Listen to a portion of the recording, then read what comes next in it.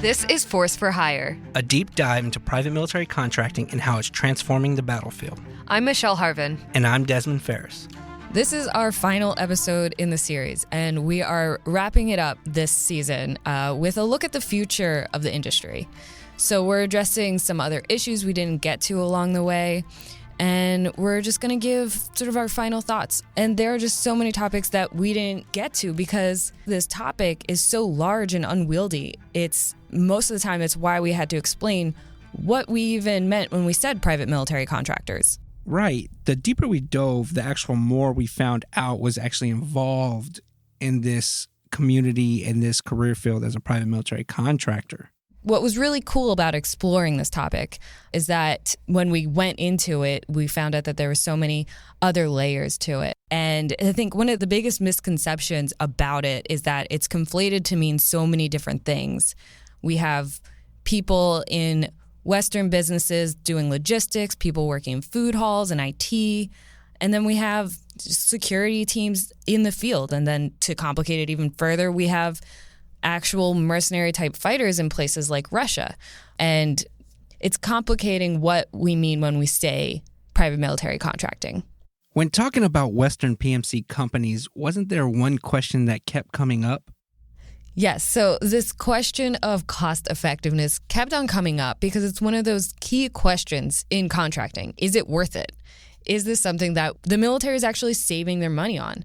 And so what was interesting about it as well is that no one could agree on it. So this was addressed in our very first episode with David Eisenberg, who is a journalist who's been looking at this industry for much of his career. And I really loved his response to this question. Well, it's like the question of beauty. I mean, beauty is in the eye of the beholder, and so is cost effectiveness. It really comes down to what do you consider to be a benefit and what do you consider to be a cost? And people count those in different ways. When that day comes, when everybody has agreed what is a cost and benefit, they've all agreed to count the exact basket of cost and benefits for, equivalent private and public sector units, then maybe we'll have an answer. Hasn't happened yet. I look forward to the day when it does. I don't expect to be alive, though. And of course, this is not something that everyone agrees to. We brought this answer to Doug Brooks, who's an expert, and he's really helped shape the industry by creating the International Stability Operations Association. And this is what he said in response to David Eisenberg. Look, you hire these companies because they're faster, better, or cheaper, or some combination of those, in many cases all three. The private sector is a lot more nimble than militaries or than governments. And that's a capability that governments can tap into and hire and so on. If a company is not cost effective, why would you hire them? I argue that 99.9% of the time, it's always going to be cheaper using a contractor. It's not always what you want to do for a lot of reasons, but it's always going to be cheaper. So we wanted to have sort of a final thought on this question of cost effectiveness. So we brought in Steve Schooner, who is a professor of government procurement law, and he's a former Army Reserve officer and was the associate administrator for procurement law and legislation at the Office of Federal Procurement Policy and the Office of Management and Budget, which is a mouthful. But it's all to say that he's thought about this question a lot. So we asked him about this cost-effective question, which is run throughout the series. So it's really an interesting question. A lot of people have talked about this, and there have been some empirical studies, but they're not really good. At the end of the day, I do not believe there's any empirical evidence that outsourcing is inherently cheaper or more expensive. And part of the problem is it's apples to oranges. And I think the best example I could give you of that is the log cap contract, which was popularized during Iraq and Afghanistan. A generation from now, we may look back at Iraq and Afghanistan, and military historians may say that the single most significant advance in military history was not drones and it wasn't cyber, but it was the outsourcing. It was the literal ability of the government to turn to a contractor and say, look, I need somebody to support me wherever I fight in the world. I can't tell you in advance where, what the weather's going to be, what the threat condition's going to be. But today, the United States military can project and sustain lethality around the world more effectively than any nation ever has in the history of the world. It's expensive. And as you know, many commanders were complaining that their troops were coming home overweight or they were spending too much time in the gym because the food was too good. But at the end of the day, we are paying a price premium for surge capacity and flexibility and a quality of support for the troops that no military has ever had before. So you can't compare that to the military that I grew up in, where boys in green basically did the cooking and the laundry and the mail service. It's apples and oranges. So we're going to continue with Steve because one of his areas of focus is contractor fatalities, which is another form of cost when you really think about it. It's something we've touched on, but certainly deserves a little bit more discussion. Let's hear what he had to say. I think this is one of the most significant issues today with regard to contractors, and I think it's an issue that's evolved outside of the public's consciousness, and I think that's really a bad thing. The reality is that as we've outsourced and the government has become more reliant on contractors, particularly the military today can't move, fight, communicate, or sustain without a fully integrated contractor presence. But what the public isn't aware is we've also outsourced sacrifice. And one of the most interesting studies I've seen is a study by Rand a number of years ago that talks about the issue of casualty sensitivity. And what Rand demonstrated, and the public doesn't really appreciate, and the media surely doesn't appreciate, is that the public really doesn't care what war costs. They really only want to know two things. Are we winning or losing? And how many of our boys or girls are coming home in bags and boxes? That's what the public cares about. So against that backdrop, as we have outsourced sacrifice, the public has no idea what the human cost of our military efforts abroad are. For a number of years in Iraq and Afghanistan, more contractors were dying every year than boys and girls in uniform, and the public doesn't realize it. Now, forget this administration, but even the Obama administration refused to use the word contractor on Memorial Day and generally did not want to acknowledge this. Now, I'm not saying it's intentional, but the government, in effect, gets a more flexible public reaction in terms of casualty sensitivity because we've dramatically reduced the number of men and women in uniform who are dying and being injured in combat, and that brunt is being borne by contractors. Now, before I go too far afield, it's worse than that. It's not just that more contractors are dying, but the injury issue is horrific. If you have a member of the military in uniform standing next to a contractor and they both lose a leg to an IED, the member of the military will come home to the military hospital system and spend the rest of his or her life being cared for by the VA medical system. The contractor is going to be left on the tarmac, and the government has achieved one of the great economic bargains of the modern marketplace. This leads us into another form of cost effectiveness, which is third country nationals. These are all the workers who aren't U.S. citizens but are working for the U.S. companies or the U.S. cause in one way or another. And in some cases, these workers are the majority. And just to put this workforce into perspective, just last year in 2018, over half of the DoD contractor personnel in Iraq and Syria were either these third country or host country nationals. And when Steve made his report on contractor casualties public, he struggled with the response he received on these non-U.S. deaths. The pushback I got, because people only cared about Americans, was flabbergasting. I mean, there are people who honestly don't care about people who aren't American dying or being injured supporting the Americans. So they don't care if they're allies, but I mean, it's just a remarkable thing. It seems to me that if we rely on people to perform our missions, they're us. That's our team. And we have to kind of get to that. The reality is the military was always highly integrated. Anybody who's been in the military in the modern era knows that we are fully integrated with our allies. We are international. We are multicultural. We have, I think, in many ways, we're moving in the right directions on gender and related issues. But I do think that we've seen exactly how incendiary some of those issues are, and I think that makes all this more complicated. Matthew Lowe runs the blog Feral Jundy, an insider's account of the industry and a place for the community to come together. He's a former Marine infantryman and current security contractor. He dedicates a portion of the blog to contractor casualties. We've reached over 4,000 deaths, contractor deaths, in these wars since 9/11. That's 4,000 people.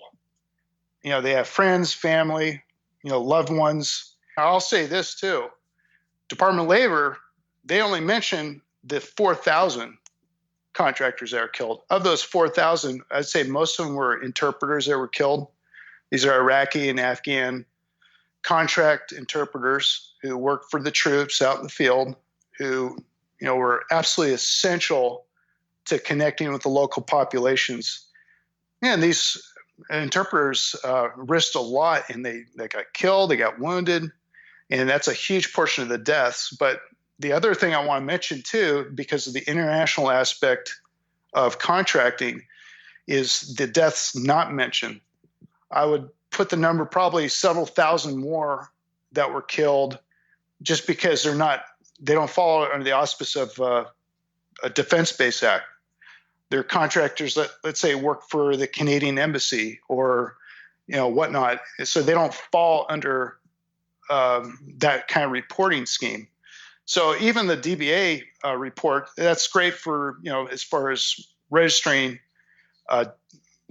contracts that fall under DBA, but everything else that has been involved with this war, as far as deaths and injuries, I have no idea. I don't know how many we got out there, but I speculate it's a lot more than what we're seeing just with those numbers.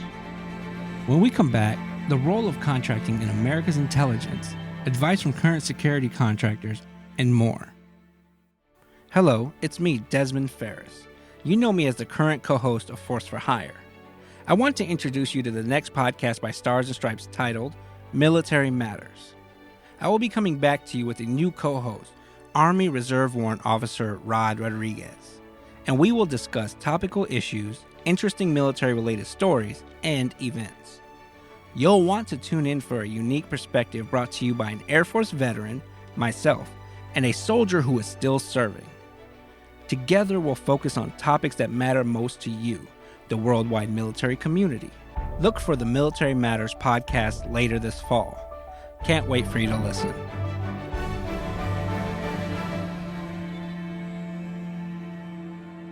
One thing we didn't get to in our series, which I think really deserves some time, is just how much contracting is used in the DoD's intelligence. So we met up with Tim Sharrock, who's a journalist and author of Spies for Hire. He's been researching this topic for a while, and here's what he learned. So there was a sort of, network of contracting companies in intelligence that had already been set up in the late 1990s. And of course, everything changed after 2001 and 9/11 and the attacks on New York and Washington. And suddenly, over the next, 2 years, intelligence budgets increased drastically. Huge amounts of money were poured into the, intelligence apparatus overall. And, of course, defense budgets went up as well. And that's when these agencies, rather than, again, building up their own agencies, they went to the private sector and hired contractors for some immediate needs. We know the NSA really expanded its capabilities, and a lot of that was being done, by contractors by that time. So there was kind of an explosion of the use of contractors after 9/11, and it steadily increased, throughout the wars in Iraq and in Afghanistan. So this was a reaction to a crisis, and then it became a trend. It became a trend, yeah. Rather than train cadres of government employees to do this work, a lot of agencies thought, well, I guess they weren't thinking that long term, and they thought, well, they had this immediate need to take care of, and so they brought in contractors. But it became more or less a permanent situation. And do we know right now how much of our intelligence is outsourced? Are those types of numbers out there? They aren't out there. I still think I have the only document that laid out, this was 2006 or 7 document from the Defense Intelligence Agency. It was, by the way, an unclassified document. It wasn't a public document, but it wasn't a secret document. That was actually a document that was provided to me by someone who was at a Defense Intelligence agency conference on acquisition, and someone from the NSA gave a presentation, and parts of her presentation were leaked to me, and there was this pie chart that said 70% of the money went to the private sector, 70% of the intelligence budget. And I had been at that time, I'd been looking for such a figure for a few years. And as intelligence budgets, go up over time, if you just say, I think the budget now, if you add everything, it's probably about $100 billion. So I would say, we probably spend about $70 billion a year on intelligence contractors. So the former head of U.S. National Intelligence, James Clapper, is a former Booz Allen executive. Right. Along with the current director of National Intelligence, Joseph McGuire. And that's along with other top CIA and NSA leaders. How typical is this for public officials to go back and forth between public and private? It's very typical now. But, interestingly, this trend of people leaving high-level defense and intelligence jobs for the private sector, in the defense sector and intelligence sector, it's fairly recent. It's only been, in the last, 40 years or so.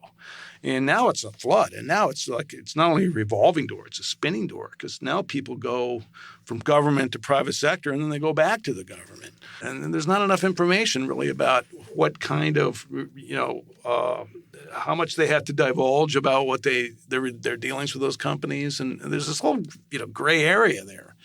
And I think that's another place where our oversight system is very poor. So there's a blurred line right now. Very blurred, yeah. And of course, we couldn't come all this way without talking about the future of contracting. This is one of the main questions we've been looking at for the entire series. What do these trends mean for the next generation? So we brought on Dr. Andreas Krieg. He's an assistant professor at the School of Security at King's College London. And recently he co-wrote this book, Surrogate Warfare, The Art of War in the 21st Century. And so he's been grappling with this question for a while as well. So while in the past, traditionally the state would conventionally rely on the soldier and the armed forces, the military, as a lever of power in war, today the state is engaging in a much more complex, much wider scope of operations that include technological surrogates such as cyber surrogates like bots and trolls online, or any kind of cyber weapon, drones, which are increasingly autonomous, as well as human surrogates of which could be an insurgent group, a terrorist organization, a rebel group, a militia group, or even the private military and security industry, because that is a very big and growing component of that kind of assemblage that we argue the state is building in order to fight the kind of complex, everywhere, forever wars of the 21st century. And Andreas talked about the consequences of relying on surrogate warfare. During that delegation process, the state increasingly loses control because surrogates are looking for more autonomy. And, as we introduce automated weapon systems, even these weapon systems will increasingly become more and more autonomous. And we see that also with the private military and security industry. They try to obviously get contracts where they can behave as they see fit without massive government control or state control if the state is declined. And so in this kind of context, the state increasingly loses control, thereby loses control in the long term also over these kind of conflicts. Because the more you delegate, the more you externalize the burden of war. Those who bear the burden of war will eventually own the war and also dictate the outcome of these wars. Let's not forget about another big issue Andreas is looking at. It's the weaponization of misinformation, which he sees being led by contractors. I'm looking particularly at the weaponization of narratives and the use of cyber subversion. And I think contractors and surrogates obviously play a very important role in this. Moving forward, I think that any subversive operations, psychological operations or information warfare, which is entirely about trying to manipulate the information environment, is something that will become of increasing importance. And we've seen how the Russians are doing it, and they're doing it very effectively. And I think that the West will no longer just focus on defensive strategic communications, but increasingly also on the use of information, disinformation, misinformation in an effort to subvert particular audiences. And in this kind of behavior requires, again, expertise of companies and contractors. It requires surrogates in the cyberspace, in the social media sphere. And I do think that their contractors will be playing a very important role, but obviously they will not be in uniform, or they will not be carrying arms, and they'll be involved in what most people would call a sub-threshold war. But I think this will be a bigger component moving forward. Again, the future of contracting does not mean the use of physical violence or the employment or the potential employment of kinetic force. I think, as the breadth and the scope of war expands and widens, I think contractors and companies will offer wider and broader services, of which we today might think of being not irrelevant for the military or irrelevant for warfare, but will become increasingly relevant in the future. So we did recently talk about cyber in one of our recent episodes, but there are still so many ways cyber can influence warfare and how contractors can be used in this space. And one of those ways is something we didn't get to, which is cyber auxiliaries, which the Marine Corps is announcing as a volunteer group of cyber professionals who can train Marines to increase their war readiness. And it's one of the many ways the military is hoping to close this gap in their cyber workforce.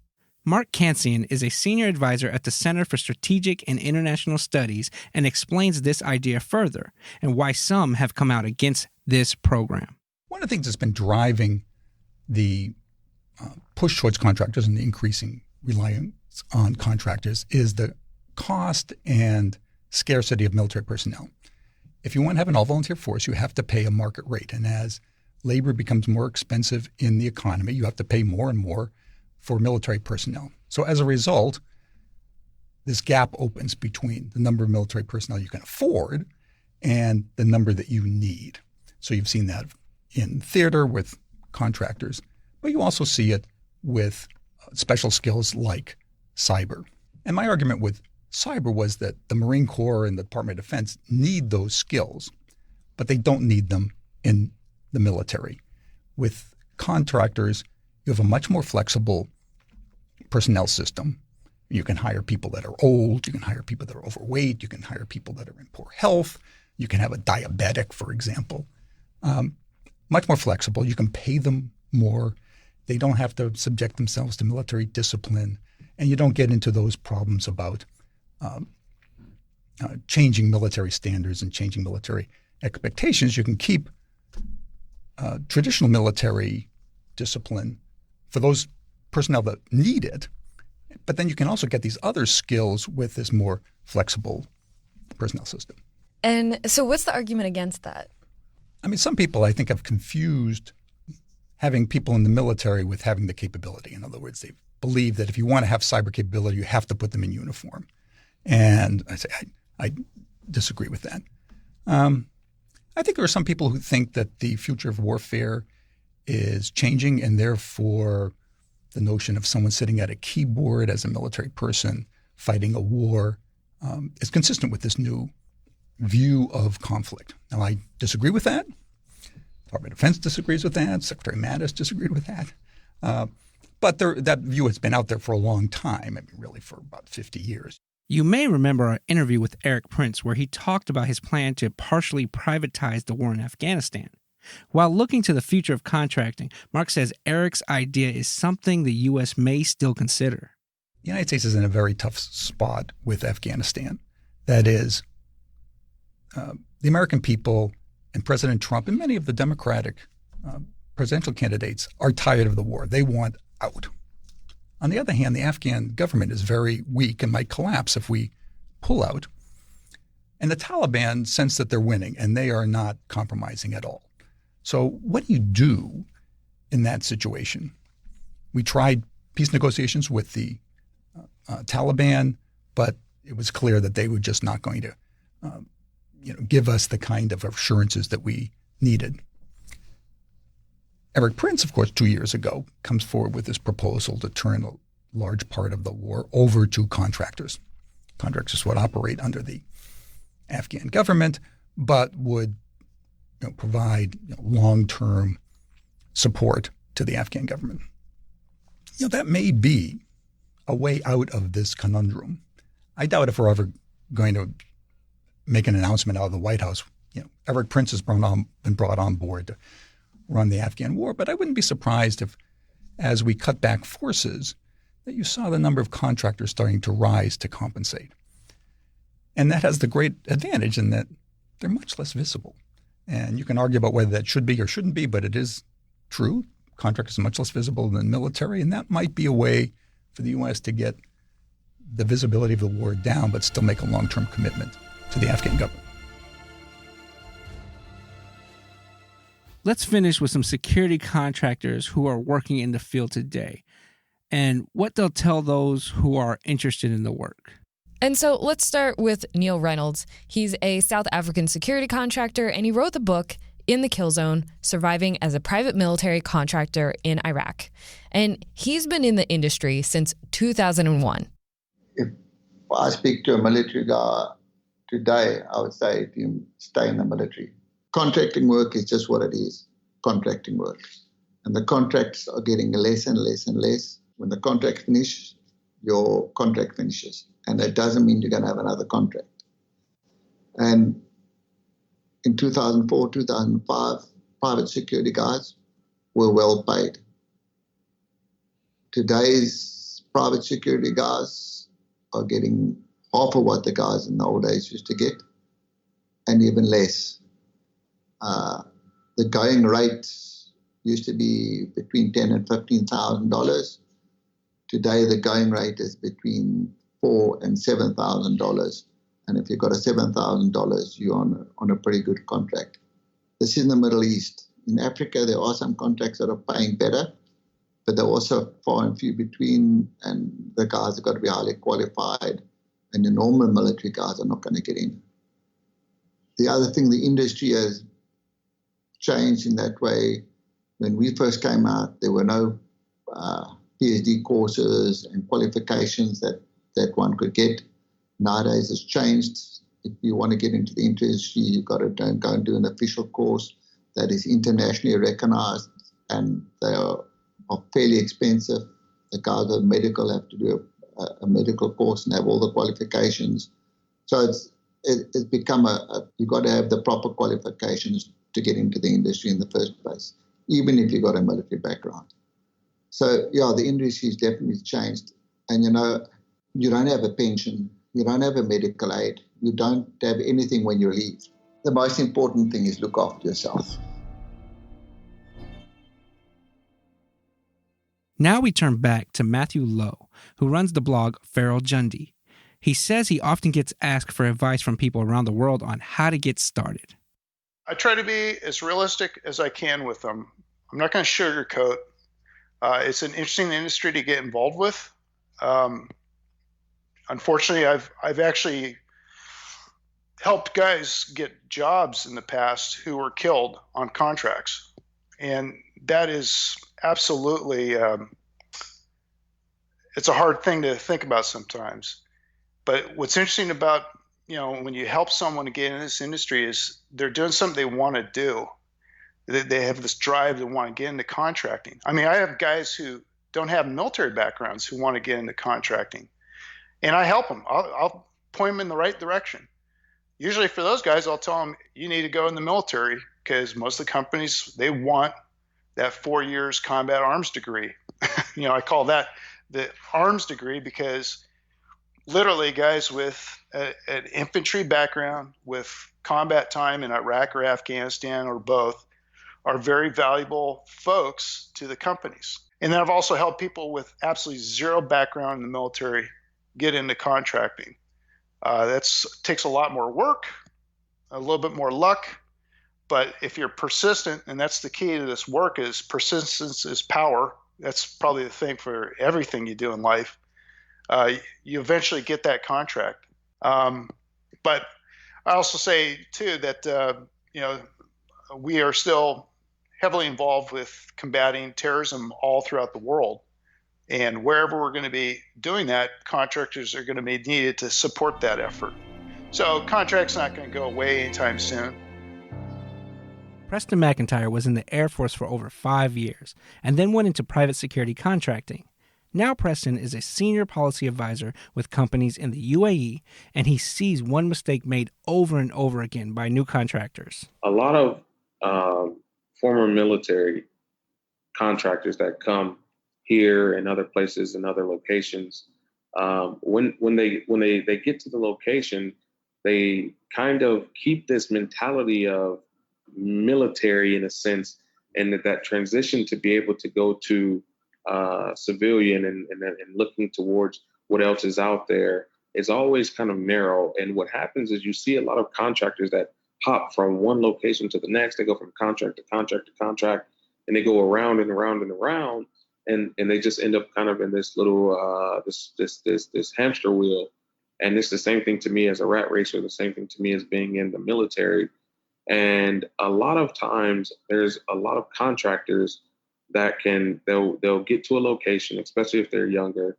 And for instance, if they're here in the UAE, they'll party hard and all these things, and then they'll lose everything, and they'll also lose face. And what they don't understand is that they're not necessarily supported by this safety net that they would have in the military, to where you're always going to have a check, you're always going to have a job. And they end up losing those positions and sometimes causing problems for the contract itself. And they don't know how to separate the two from knowing that the military now is a customer and a client, as opposed to being still in the military. They separate it completely. And that's one of the hardest things for people to do, is the adjustment.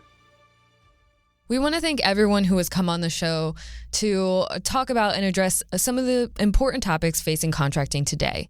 I'd also like to thank the many who shared their personal life stories. These stories gave you a deeper dive in what their lives were like in the private military contracting field. Those thank yous go out once again to Adam Gonzalez, Barbie Baker and Nicole Woodland, Evan Hafer, Cindy Waldron, Tim Lynch, Colonel Tim Collins, Chris Hoare, Amr Mohammed, Amanda and Tammy Frost, Johan Roth, Kimberly Motley, and Narelle Joyce. Yes, we want to thank everyone who shared their story. They were all so very personal, but I think they mean a lot, and they'll be important for other people to hear. Right, and I'd also like to thank our listeners. Their continued support from week to week, input, comments, it was all very much appreciated. Yeah, thank you for coming on the journey with us, and we hope that we did actually shed some light on some of these things, and that it was valuable to some people. Don't forget to subscribe, and while you're there, leave us a review. You can also let us know your thoughts at podcast@stripes.com. Also, follow us on Twitter for updates at Stars and Stripes. Force for Hire's supervising editors are Bob Reed and Terry Leonard. Digital team lead and editor is Michael Darnell. Thanks for listening. This is Force for Hire.